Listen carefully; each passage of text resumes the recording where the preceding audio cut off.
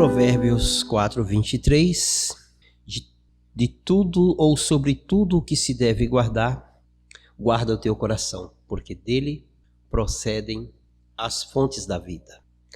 Meus irmãos, o coração. Como guardar o nosso coração? Provérbios, capítulo 1, do versículo 8 até o capítulo 7, todos esses textos iniciam: Filho meu. Nós encontramos aqui 7 capítulos que se dirigem diretamente ao ensino ao filho. Filho meu, ouve a correção. Filho meu, se atentamente ouvires a minha voz. Filho meu, atende a minha sabedoria. Filhos meus, ouve a instrução do pai, como começa o capítulo 4. Nós encontramos aqui uma série de ensinos aos filhos. O capítulo 4, ele diz, o título é Exortação Paternal.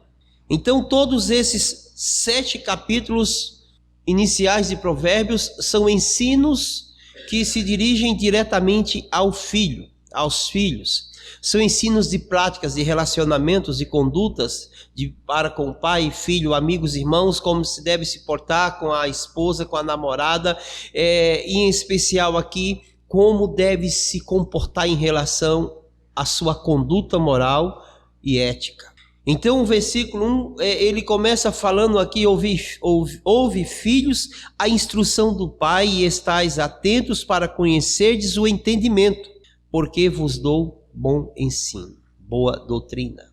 Então aqui nós encontramos o ensino de um pai que procura propor ao filho uma forma de vida voltada para aquilo que o pai ensina e não para aquilo que está sendo ensinado lá fora.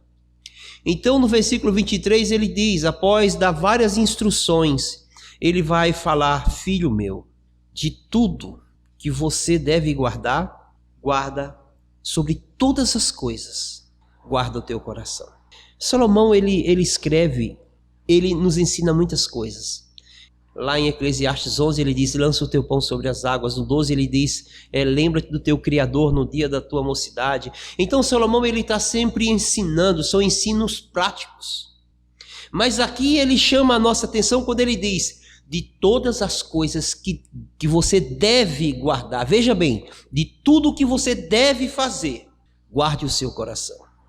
Salomão aqui ele chama a nossa atenção para algo que não deve ser uma prática comum, mas ele chama a nossa atenção para o quê? Para o dever. Sobretudo, de tudo que você faz, guarde o seu coração. E quando ele diz guarde o seu coração, é porque há aqui uma implicação muito importante. Ele diz: porque do seu coração é dele que procedem as fontes da vida. Salomão está falando assim: guarde o seu coração, porque é dele que vai sair as suas emoções, todos os seus sentimentos, todo o seu comportamento. A Bíblia inteira, desde o Antigo Testamento, vai colocar o coração como o centro da vida. Tudo provém do coração. A ira, o mal, os comportamentos, os sentimentos, resposta, a alegria.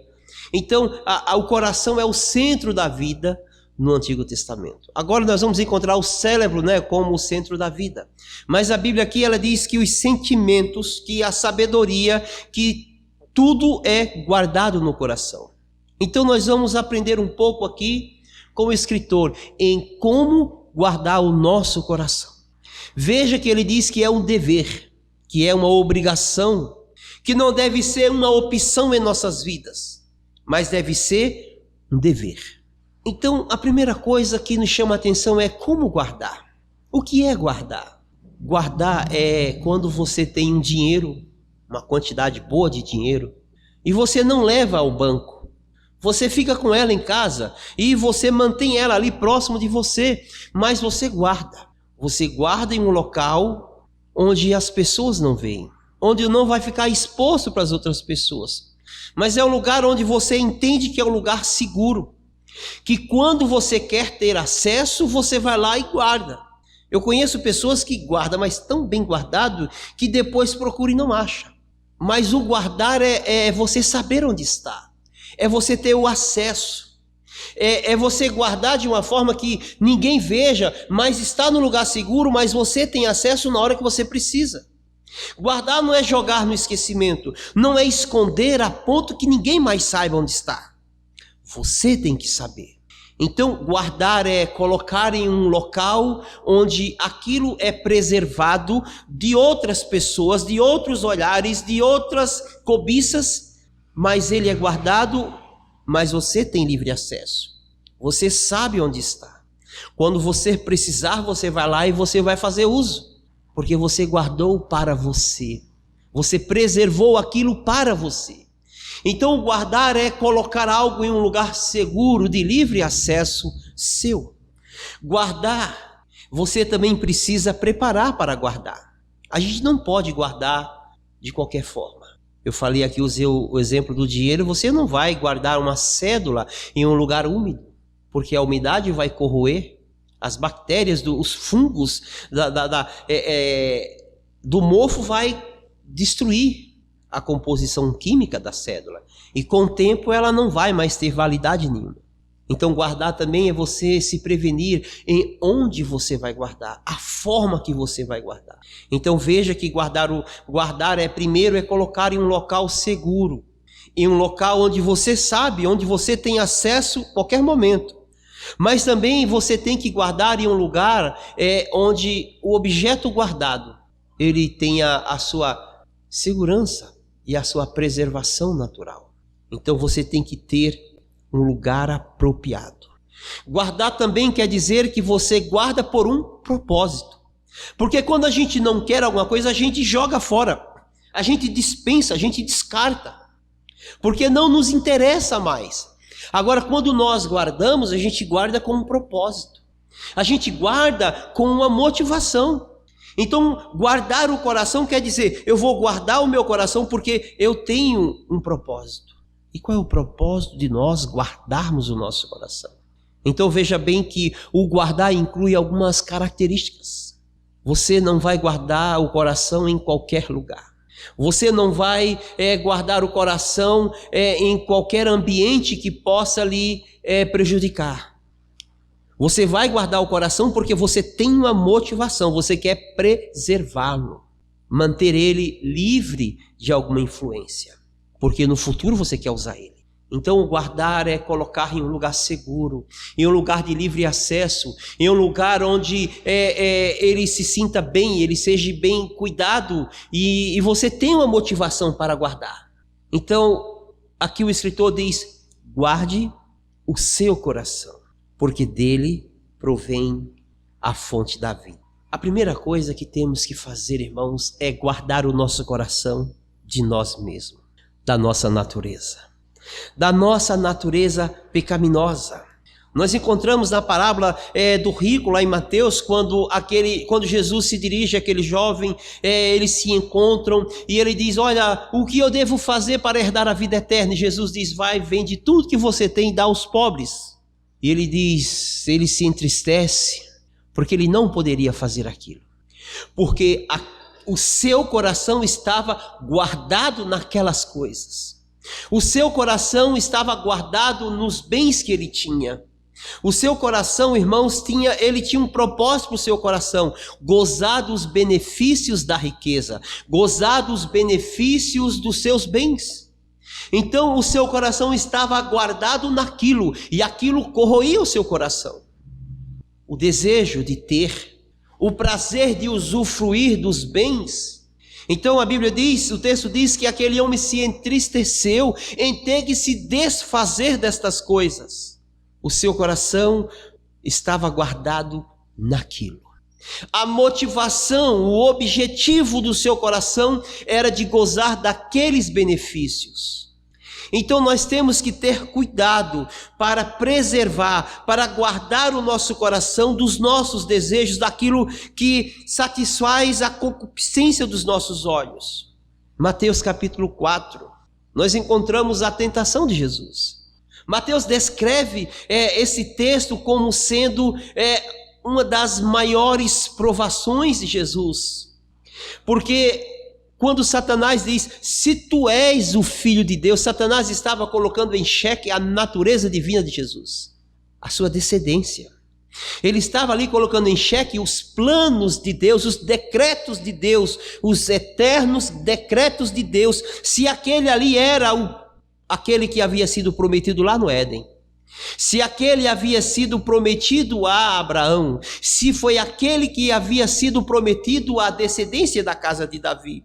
Então Satanás, ele diz: se tu és aquele que Deus prometeu que esmagaria a cabeça da serpente, a minha, né? Satanás falando.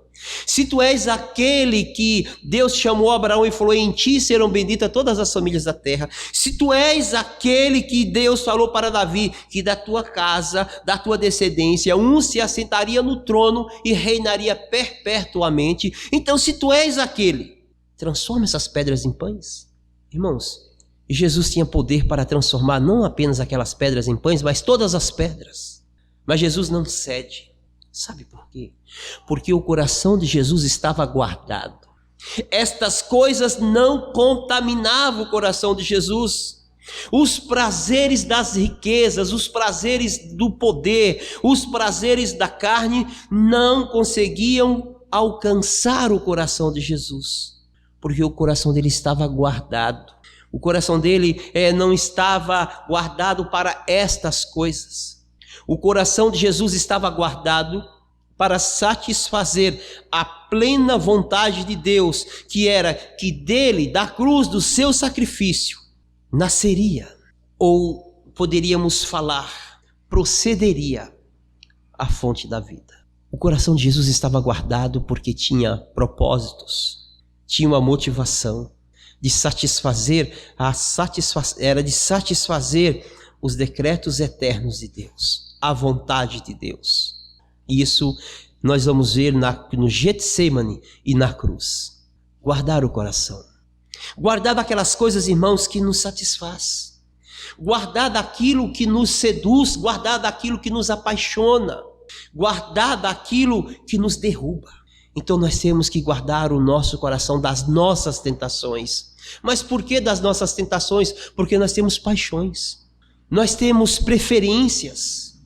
Cada um de nós tem uma preferência diferente uma da outra. Cada um tem um sonho. Cada um de nós somos tentados em coisas diferentes, irmãos. E o diabo sabe.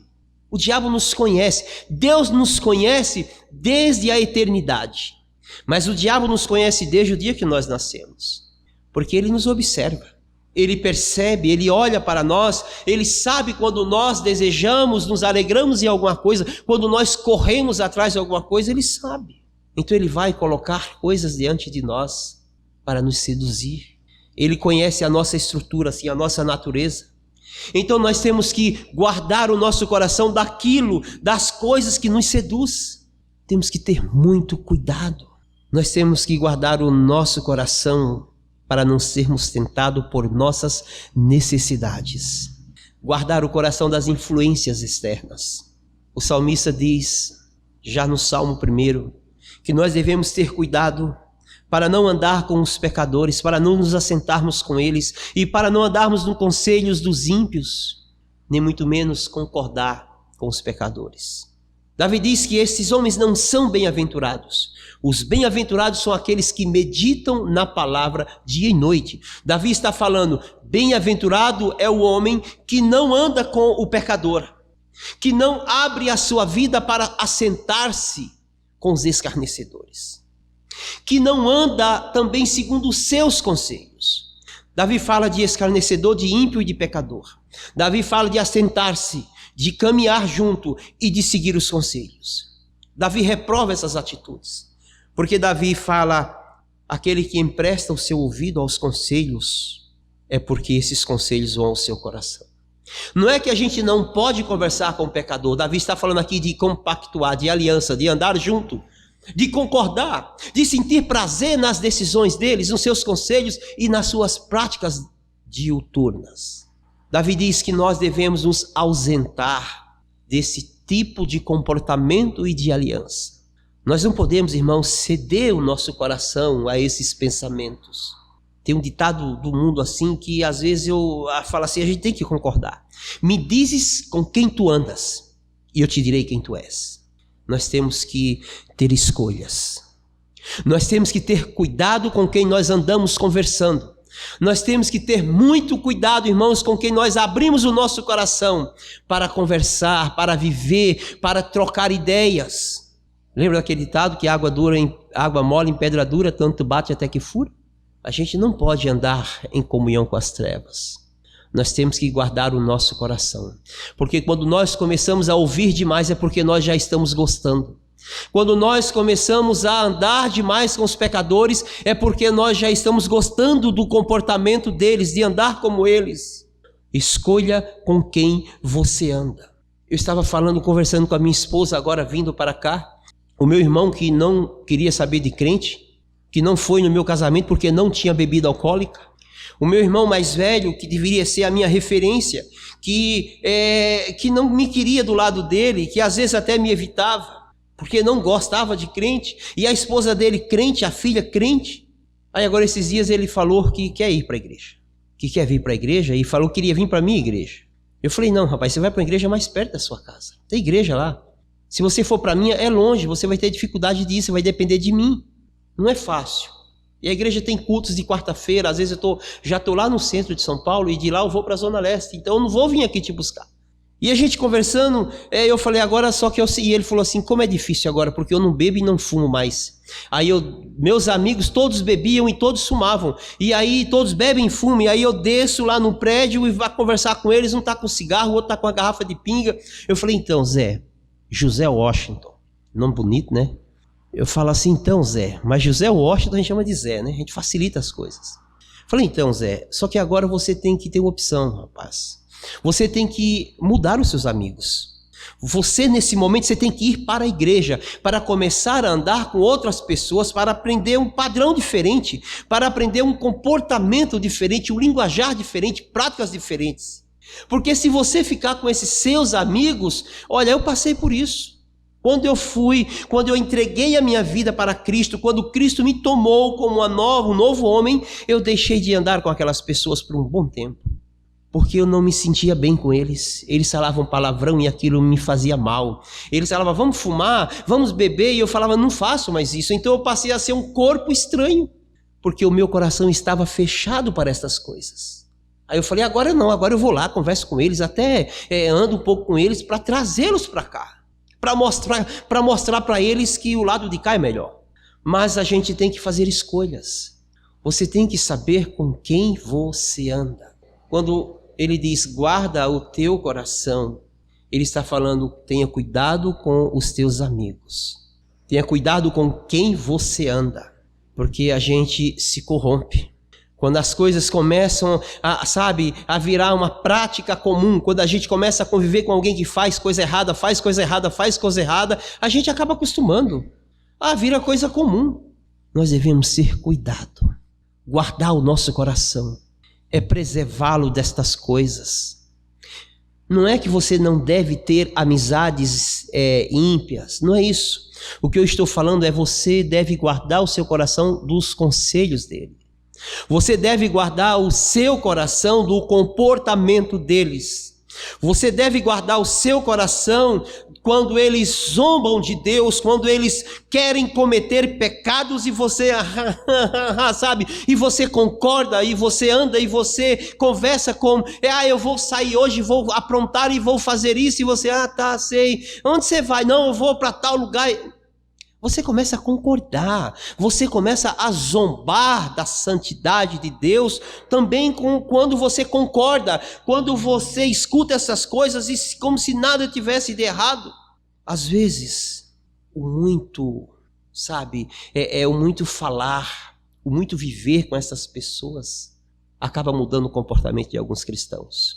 O seu coração às vezes cede. Então, ele diz, guarde o seu coração destas coisas.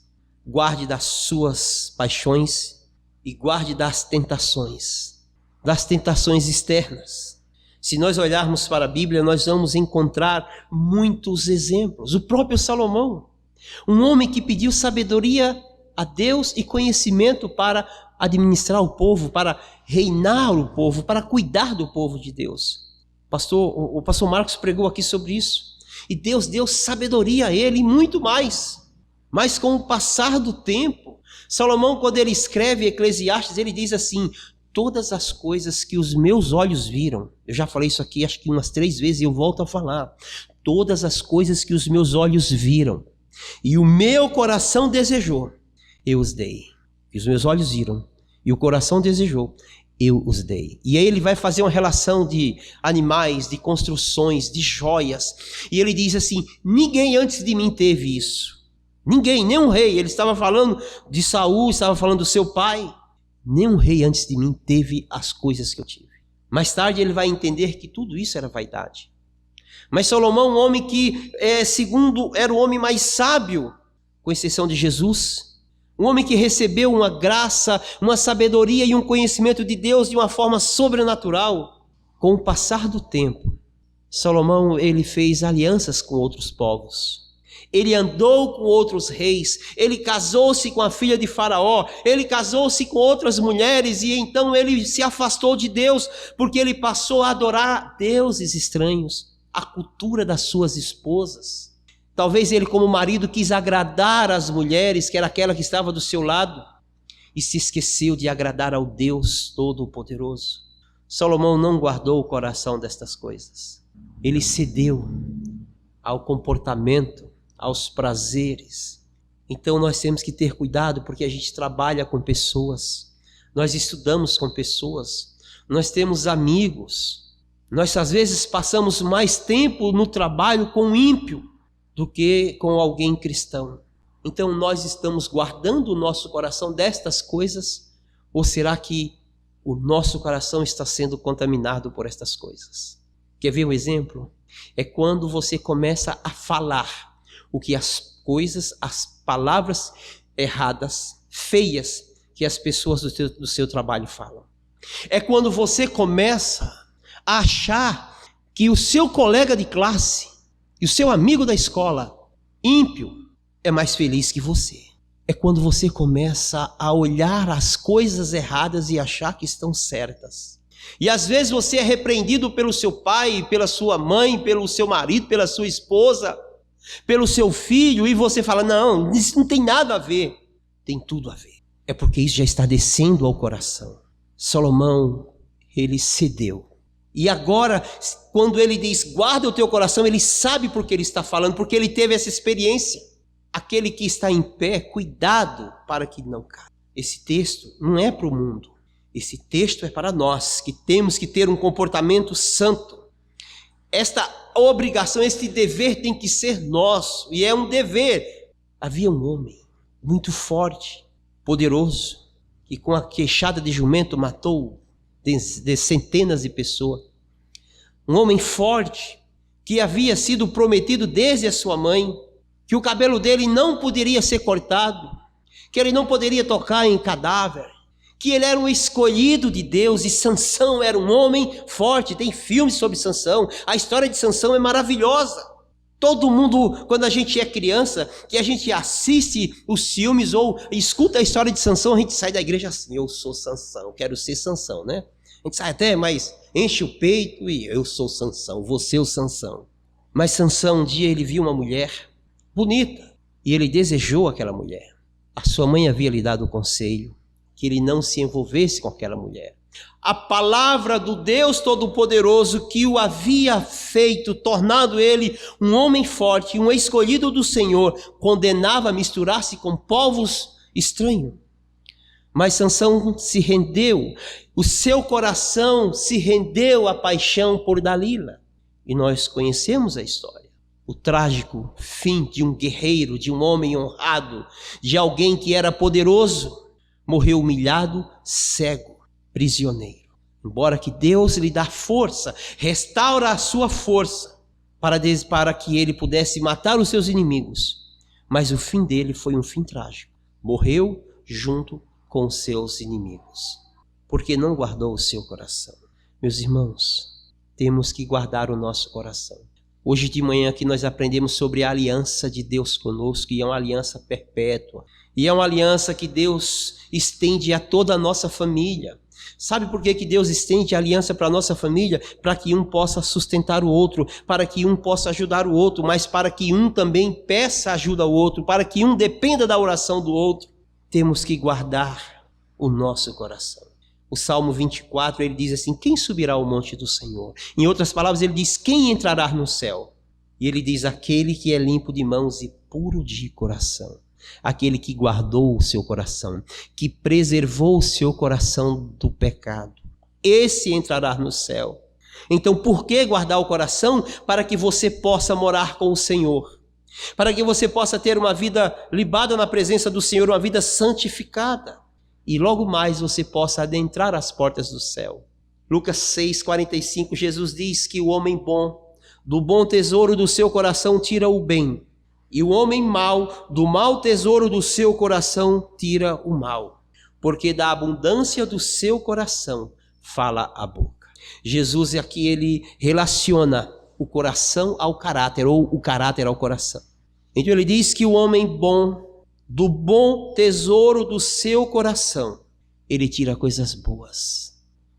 Aquele que guarda o seu coração, aquele que preserva o seu coração em santidade ao Senhor, tem um bom tesouro dentro de si, porque a boca fala do que o coração está cheio. Então nós temos às vezes que parar um pouquinho e rever do que o nosso coração está cheio. Tem que estar cheio da palavra do Senhor. Porque eu guardei ou escondi a tua palavra em meu coração para não pecar contra ti. O Salmo 119, ele vai nos mostrar o quanto a palavra pode influenciar a nossa vida. Como tem que ser o nosso coração referente à palavra do Senhor. Ele tem que viver por ela, ele tem que guardar ela, ele tem que exultar nela. Somente dessa forma, irmãos, ela estará guardada, escondida em meu coração. E ele diz: escondi. Ele diz assim: eu fiz isso, é um ato meu, é uma atitude minha de guardá-la, de escondê-la. Guardar o coração era preservá-lo destas coisas, mas cheio da palavra do Senhor. E aí você vai tirar coisas boas do seu coração. Palavras bonitas, palavras de sabedoria, palavras de carinho, palavras que edificam e palavras que dão vida.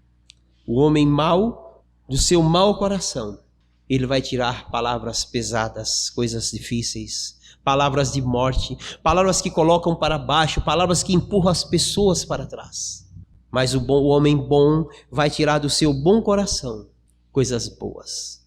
E por fim, aquele que guardou o seu coração, aquele que é puro de coração, ele entrará nos céus. Porque o salmista pergunta: quem, Senhor, subirá ou habitará no teu santo monte? Então nós temos que fazer uma reflexão. Como está o nosso coração? Temos guardado ele? Ou será que o nosso coração tem sido contaminado pelas coisas do mundo? Pelas paixões, pelos desejos da carne, pela influência externa, concupiscência dos olhos. Nós, como filhos do Senhor, nós devemos ter os nossos corações cheios, inundados, infundidos pela palavra de Deus. Ela tem que estar guardada nele. E então nós tiraremos boas coisas do nosso bom tesouro guardado em nosso coração.